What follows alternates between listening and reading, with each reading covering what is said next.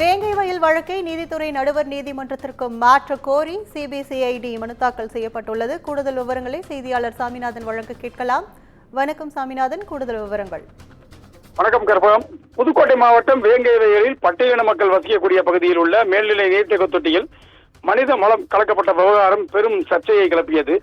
இந்நிலையில் 2 வருடங்களாக விசாரணை நடைபெற்று வந்த நிலையில கடந்த 24ஆம் தேதி வேங்கை வயலைச் சேர்ந்த ஆயுதப்படை காவலர் முரளிராஜா, சுதர்சன் மற்றும் முத்துகிருஷ்ணன் ஆகியோர் மீது குற்றச்சாட்டு வைத்து தமிழக அரசு குற்றப்பத்திரிகை தாக்கல் செய்தது.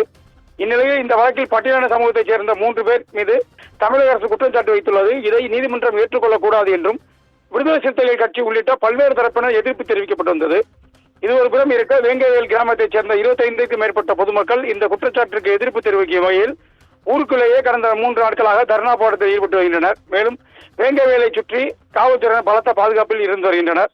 புதுக்கோட்டை மாவட்டம் வேங்கை வயல் வழக்கில் சிபிசிஐடி போலீசார் தாக்கல் செய்த குற்றப்பத்திரிகையில் பல்வேறு முரண்பாடுகள் இருப்பதால் அதை ஏற்றுக்கொள்ளக்கூடாது என்று குற்றப்பத்திரிகையில் குற்றவாளிகள் என்று குறிப்பிட்டுள்ள காவலர் முரளிராஜா, சுதர்சன் மற்றும் முத்துகிருஷ்ணன் ஆகியோர் 3 பேரின் சார்பில் அவர்கள் வழக்கறிஞர் புதுக்கோட்டை வன்கொடுமை தடுப்பு சட்ட நீதிமன்றத்தில் மனு தாக்கல் செய்துள்ளனர்.